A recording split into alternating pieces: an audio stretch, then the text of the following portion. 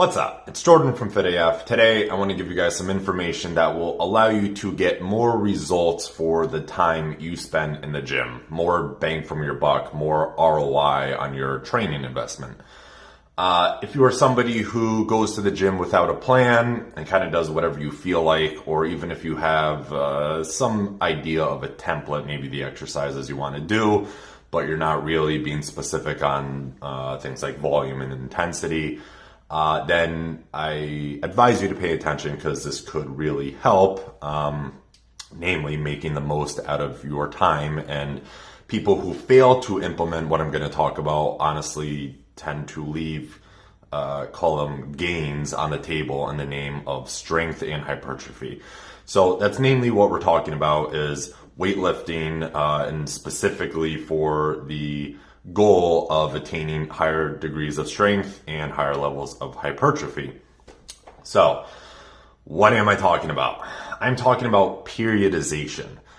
Periodization is an unsexy word that I probably won't use in the title of this video because no one will click it, but it's a very important word. And what it means is a planned manipulation of variables to improve our performance.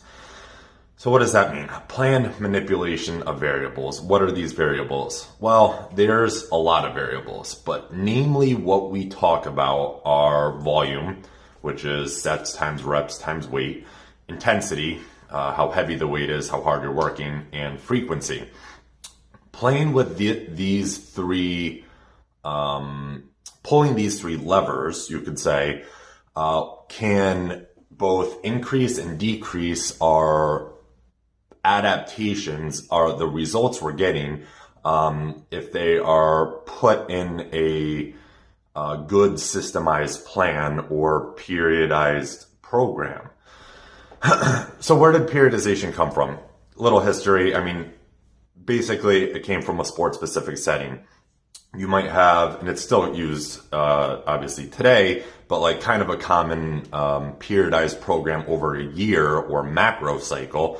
So you take a year and you divide them into mesocycles or specific blocks geared towards specific adaptations. So your first mesocycle might be an endurance-based program where you're doing sets of 15 to 20, and that would lead you to the next mesocycle, which is hypertrophy-based, kind of following a linear program. So now instead of doing 15 to 20 reps, you're doing maybe 10 to 15. The third mesocycle might be strength development. So again, bringing total reps down, sets up generally for that mesocycle. And then the final mesocycle would be aimed to be more sport specific. It might be power development. It might be more agility work, whatever it is that sport is as you get closer to your season. So that's a kind of outline of how periodization is used. But if we're, not playing a sport, so why would we periodize? Well, we would periodize or plan our program to set us up for the highest gains in whatever we want, whether it's strength or hypertrophy, which is honestly what most people who go to the gym are aiming to do. So what do we know about periodization? Not a whole lot. Anybody who talks about periodization who knows what they're talking about will freely admit that there is a lot we don't know. What do we know? Okay, so there is a correlation between volume and hypertrophy, meaning the more volume you do, the more hypertrophy you will get. However, like all things in the body, this acts, strength training is a hormetic stressor. So what is a hormetic stressor? A hormetic stressor is a stress placed on the body that causes a beneficial adaptation. However, that stress needs to be the right amount of stress to get the ideal adaptation. For example, take germ exposure. This is why we tell kids to play in the dirt. A little bit of germ exposure produces a beneficial response by our immune system to become stronger. Too much germ exposure, too many germs, viruses, whatever at once overwhelms the immune system and people get sick. Similarly, volume sets times reps, how much work capacity you're doing. Too little is not good. Way too much is also not good. So finding that spot in the middle is ideal. It follows a U-shaped curve. So how do we find that spot in the middle? This is very individual and is dependent upon training age, genetics, and a few other factors, but really comes down to lifting and paying attention to the variables that you're using. So this is why if you're doing whatever in the gym, you're not going to spot patterns, which is just another reason to, have an idea of what's the volume I'm doing this week, what's the volume I'm doing next week. So for hypertrophy, higher volume is good, but how much volume is that? So what we found is 10 to 20 sets per muscle group per week seems to be ideal for most people. This is a mildly broad range, but definitely gets us a little more specific. And again, this is something you need to test out to see what your body best responds to. We also know that for each muscle group, hitting it twice a week at a frequency of 2 times per week is more beneficial than just once. What this means is we should probably start moving away from the classic bodybuilding type approach to weightlifting of, chest Mondays, back Tuesdays, legs Wednesdays, whatever, and move to a split that allows us to hit the same muscle groups multiple times at once. My personal favorite split is looking at the body and movement patterns. So I would have 3 to 4 workout days per week. Upper body would be divided by 2 different workouts. Lower body would be divided by 2 different workouts. Upper body, horizontal push, horizontal pull, so chest and row variations, as well as vertical push and vertical pull. So that's upper body day 1, upper body day 2.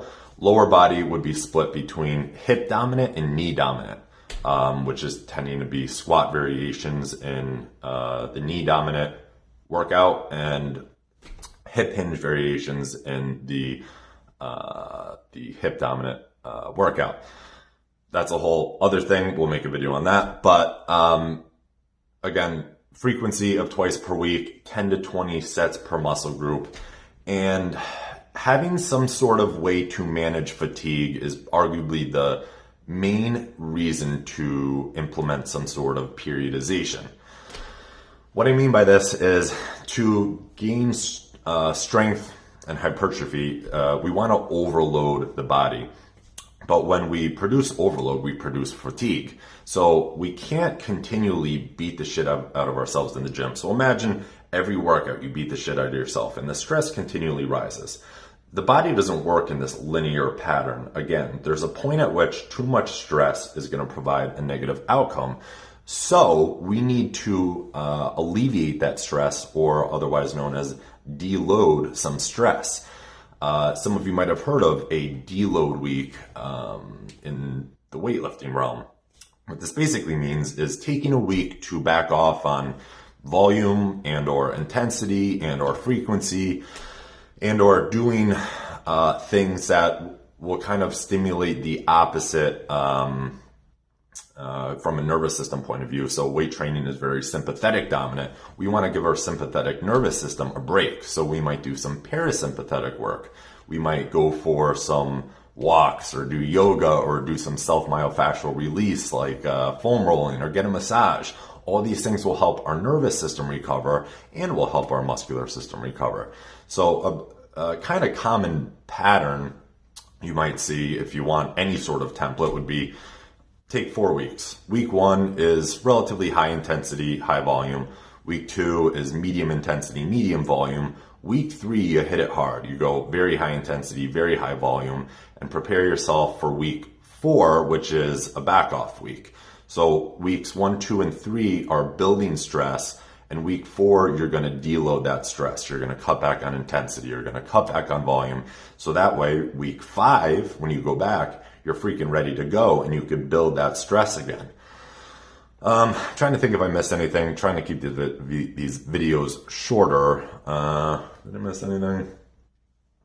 I don't think so. That is again, brief explanation of periodization. This is an entire realm of data that we could delve into, what's the best protocol. But again, having something planned, having an idea of the sets, reps, and weights you're going to use for each workout, and planning that even over a 4-week period will dramatically increase the rate at which you get results.